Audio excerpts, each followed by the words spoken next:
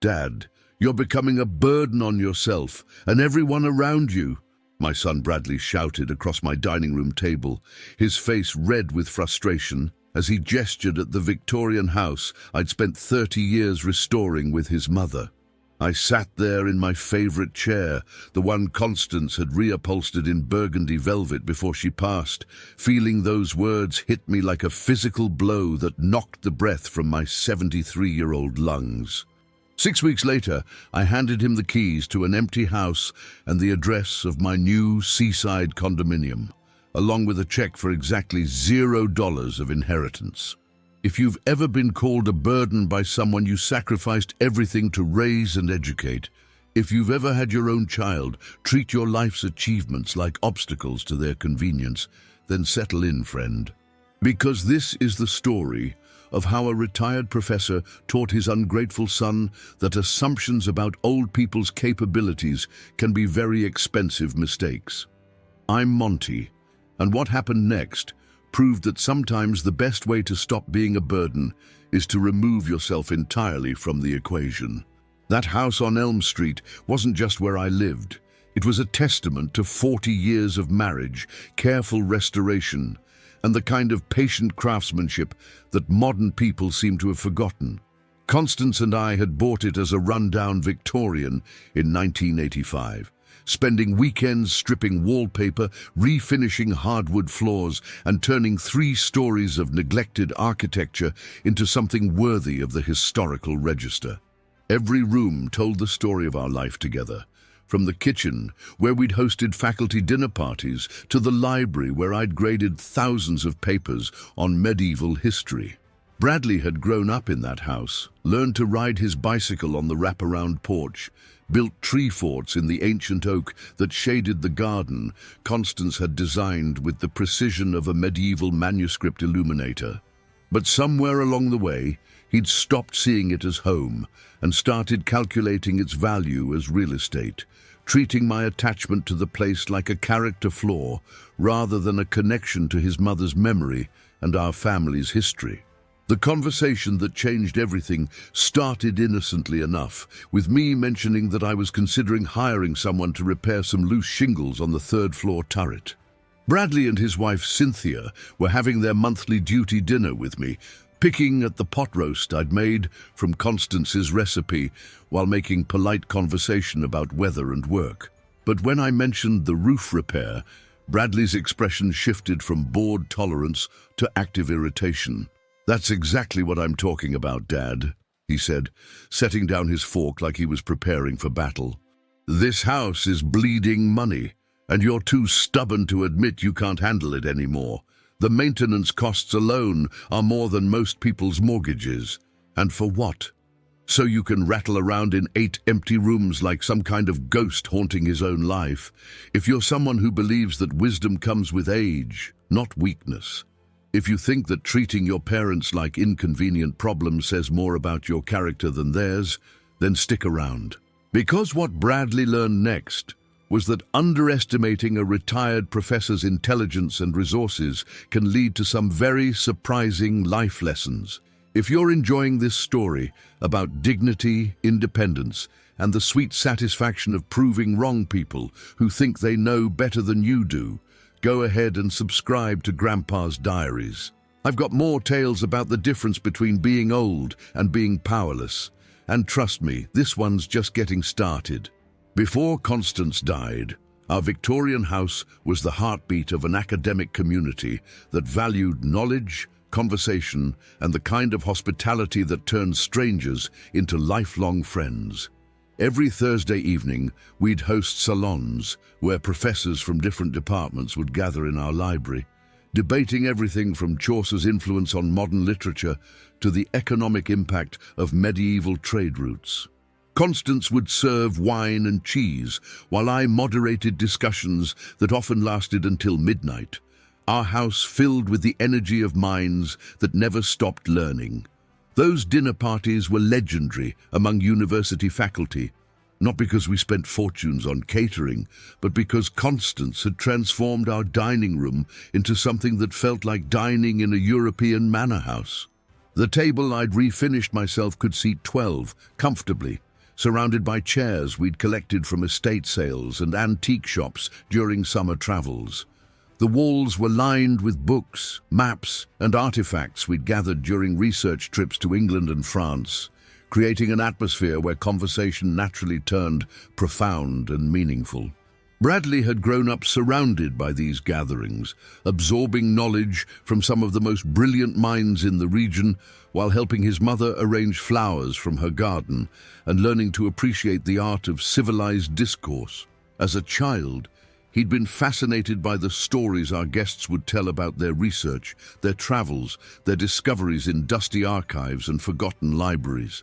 I thought we were giving him the foundation for a rich intellectual life, showing him that education and culture were treasures worth preserving and sharing.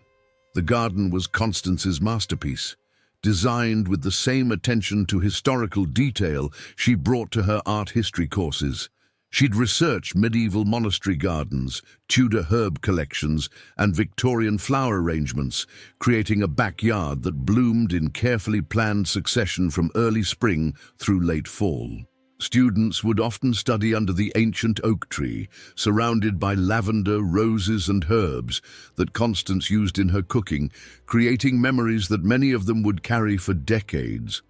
Our library occupied 2 full rooms on the second floor with built-in shelves. I'd constructed myself to house over 4,000 books collected during 4 decades of teaching and research. Medieval histories sat next to modern biographies, first edition poetry collections, neighbored contemporary novels, and scholarly journals filled an entire section devoted to my specialty in Norman conquest studies. This wasn't just a collection. It was a living resource that had supported countless dissertations, research projects, and late-night curiosity expeditions. When Constance was diagnosed with cancer, our house became a sanctuary where she could rest surrounded by everything she loved most.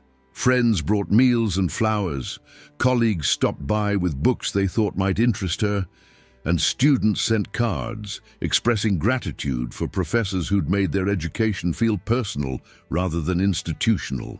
The house held us both through the hardest year of our lives, providing comfort through familiarity and beauty during days when comfort was hard to find elsewhere. After the funeral, I continued hosting smaller gatherings, maintaining connections with the academic community that had been such a vital part of our life together. The house felt too quiet without Constance's laughter, but it still served its purpose as a place where interesting people could share ideas over good food and wine. I thought I was preserving something valuable, keeping alive a tradition of intellectual hospitality that was becoming rare in our increasingly digital world. But Bradley saw it differently. To him, our Thursday evening salons were Dad's old professor friends taking advantage of free food and wine, and my library was thousands of books nobody reads anymore, taking up space that could be used for something practical. He'd started making comments about downsizing and age-appropriate living within months of his mother's death, treating my grief as evidence of declining competence rather than natural human emotion. The pressure to sell the house started subtly, with Bradley making offhand comments about property taxes and utility costs during our monthly dinners, as if I were some doddering old man who needed help balancing a checkbook. "Dad, do you realize how much you're spending just to heat this place?" he'd ask, pulling out his phone to show me calculations about cost per square foot and energy efficiency ratings. He spoke to me like a financial advisor, addressing a client who'd made poor investment decisions, forgetting that I'd managed university department budgets for decades. Cynthia would chime in with observations about modern living solutions for seniors, describing assisted living communities with activities directors and maintenance-free apartments as if they were luxury resorts rather than places where people went to wait for death. She'd flip through brochures while sipping the wine I'd selected from the cellar Constance and I had built together, explaining how much easier my life would be without the burden of home ownership and property maintenance. The interventions became more frequent after I mentioned considering some minor renovations, updating the guest bathroom, refinishing the front porch steps, replacing some original windows with historically accurate reproductions. Bradley treated each project like evidence of mental decline, suggesting that I was throwing good money after bad and living in denial about practical limitations. He'd arrive unannounced to inspect whatever work I'd had done, pointing out expenses and questioning whether the improvements were really necessary. What frustrated me most wasn't his concern for my finances. It was his assumption that age had somehow erased my ability to make rational decisions about my own life and property. I'd spent 40 years teaching graduate students to think critically, publishing research that was respected internationally, managing complex academic projects that required juggling multiple budgets, timelines, and personalities. But Bradley spoke to me like I'd suddenly become incapable of understanding basic concepts like cost-benefit analysis or long-term planning. The culmination came during what I thought would be a pleasant family dinner, when I mentioned getting estimates for replacing some slate tiles on the turret roof. The house was listed on the National Historic Registry, which meant any repairs had to maintain architectural integrity, making the work more expensive but also more valuable for preserving a piece of local history. I was excited about maintaining the building's character while ensuring its structural stability for future generations. Bradley's reaction was swift and brutal. "This is insane, Dad. You're 73 years old, living alone in a house that's too big, too expensive, and too much work for someone half your age. Every month, you're pouring money into a building that's going to outlive you. And for what? So you can pretend you're still the same person you were when Mum was alive." Cynthia nodded supportively, adding her own commentary about practical living choices and age-appropriate downsizing. She suggested that I was being selfish by maintaining such a large property when smaller families needed housing, as if my 40 years of investment in the house somehow made me morally obligated to surrender it to people she deemed more deserving. That's when Bradley delivered the words that changed our relationship forever. "Dad, you're becoming a burden on yourself and everyone around you. This house is bleeding money, and you're too stubborn to see it. We're trying to help you make smart decisions, but you're acting like a child who won't give up his toys." The word burden hung in the air between us like a curse, transforming 30 years of shared meals in that dining room into a moment I knew I'd never forget or forgive. The silence after Bradley called me a burden stretched like a chasm opening between us, filled with the ticking of the grandfather clock I'd inherited from my own father, and the distant sound of evening traffic on Elm Street. I sat there looking at my son, this man I'd raised, educated, and supported through law school and his early career, and realized that somewhere along the way, he'd stopped seeing me as his father and started seeing me as a problem to be solved. Cynthia broke the silence with what she probably thought was a helpful suggestion. "Monty, we're not trying to hurt your feelings, but you have to admit that this house is more than you can realistically handle. There are wonderful senior communities with activities, maintenance-free living, and social opportunities that would be so much better for someone in your situation." She spoke in the soothing tone people use with confused elderly relatives, as if my attachment to my home was a symptom of dementia rather than a natural human connection to place and memory. I looked around the dining room where we were sitting, at the built-in china cabinet where Constance's grandmother's dishes were displayed, at the chandelier we'd found at an estate sale in Vermont, at the Persian rug we'd bought during our sabbatical year in England. Every object told a story, represented a choice we'd made together, reflected values we'd shared about beauty, craftsmanship, and the importance of surrounding yourself with things that fed your soul rather than just serving practical functions. "You talk about this house like it's a burden," I said quietly, my voice steadier than I felt inside. "But this house is where your mother and I built our life together, where we raised you, where we created something beautiful that has given joy to hundreds of people over the years. The fact that you can only see it in terms of expense and inconvenience tells me more about your priorities than mine. Bradley's face flushed red with frustration, and I could see him struggling to maintain the patient tone he used when explaining complex financial concepts to clients who didn't understand investment strategies. Dad, I'm not talking about sentiment. I'm talking about reality. You're spending more money maintaining this place than most people make in a year. And for what? To live surrounded by reminders of the past while ignoring the practical needs of your future. That's when I understood that this conversation wasn't really about the house at all. It was about control, about Bradley's need to manage and direct my life according to his vision of what old age should look like. He wanted me to become smaller, more manageable, more dependent on his advice and approval. The house represented my independence, my ability to make choices about my own life, and that threatened his narrative about aging parents who needed their adult children to make decisions for them. The reality, I said, standing up from my chair and looking directly at both of them, is that you've decided I'm incompetent to manage my own affairs, and you're using concern for my welfare as an excuse to pressure me into making choices that suit your convenience rather than my happiness. You call me a burden, but the real burden is having a son who thinks his father's autonomy is negotiable. I walked them to the door that evening with perfect politeness, thanked them for dinner conversation, and wished them safe travels home.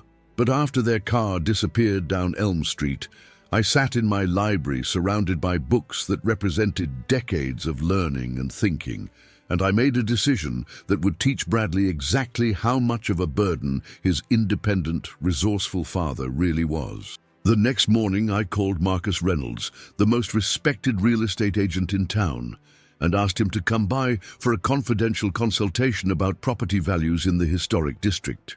It was time to show my son that underestimating someone's capabilities, especially someone who'd spent 40 years outsmarting graduate students and university administrators, could lead to some very expensive lessons about respect, assumptions, and the difference between being old and being powerless. Marcus Reynolds arrived at my house the following Tuesday morning, carrying a leather portfolio and the kind of respectful demeanor that successful real estate agents develop when dealing with properties that require discretion and expertise.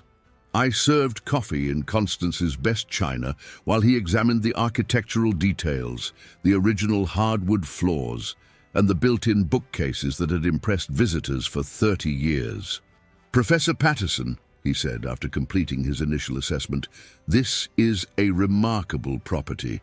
I'd estimate current market value between $850,000 and $950,000. I nearly choked on my coffee. Bradley had been lecturing me for months about the house being a money pit, worth perhaps $600,000 at best, treating it like a millstone around my neck rather than the valuable asset it actually was. Marcus explained that Victorian houses in the historic district had appreciated significantly, especially properties with original details, professional landscaping, and meticulous maintenance records. My burden was actually worth considerably more than my son's financial expertise had calculated. "I want to sell," I told Marcus, watching his eyebrows rise slightly at the decisiveness in my voice. "But this needs to be handled with complete confidentiality until closing. I don't want family members or neighbors knowing about showings, and I'd prefer if we could schedule everything during weekday mornings when most people are at work." Marcus nodded professionally, clearly accustomed to clients who had personal reasons for keeping real estate transactions private. The next 3 weeks were like living a double life, maintaining my normal routine while secretly preparing for showings that would determine my future. I spent mornings organizing closets and removing personal items that might distract potential buyers. Then afternoons grading papers for the community college, where I occasionally taught continuing education classes. Bradley called twice during this period, both times to ask whether I'd given any more thought to his suggestions about downsizing. unaware that his father was already executing a plan that would make his advice permanently irrelevant. The house showed beautifully to the kind of buyers who appreciated craftsmanship and historical significance. Young professionals who wanted character rather than cookie-cutter modern convenience. Empty nesters who valued quality over quantity. Investors who understood that properties in historic districts only became more valuable over time. Marcus reported multiple offers within the first week, all above asking price, all from people who saw my home as a treasure rather than a burden. While the bidding war escalated, I spent evenings researching seaside condominiums in the coastal town, where Constance and I had dreamed of retiring someday. Ocean Vista Towers offered luxury apartments with panoramic water views, concierge services, and the kind of maintenance-free living that would let me focus on reading, writing, and enjoying life rather than managing property repairs. The irony wasn't lost on me. Bradley's nagging had actually inspired me to find something better than what I already had.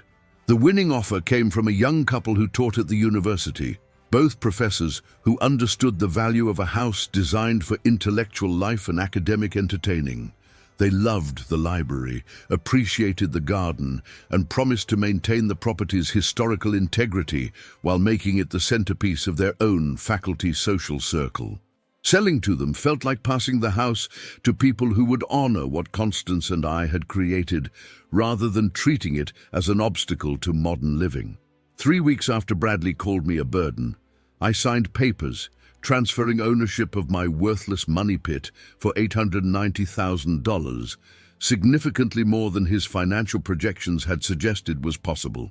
The closing was scheduled for the following Friday, giving me just enough time to arrange movers, finalize the purchase of my oceanfront condominium, and prepare the surprise that would teach my son some valuable lessons about assumptions, respect, and the dangerous habit of underestimating people based on their age. Moving day arrived with the kind of crisp autumn weather that made New England look like a postcard, and professional movers handled my carefully selected belongings with the efficiency of people who understood that transitions could be beginnings rather than endings.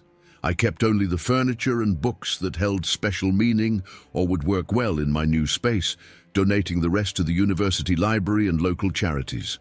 Watching strangers carry my possessions felt surprisingly liberating rather than sad, like shedding weight I hadn't realized I'd been carrying. The drive to Ocean Vista Towers took 2 hours through countryside that blazed with fall colors, leading to a coastal town where Constance and I had spent weekend getaways during our marriage.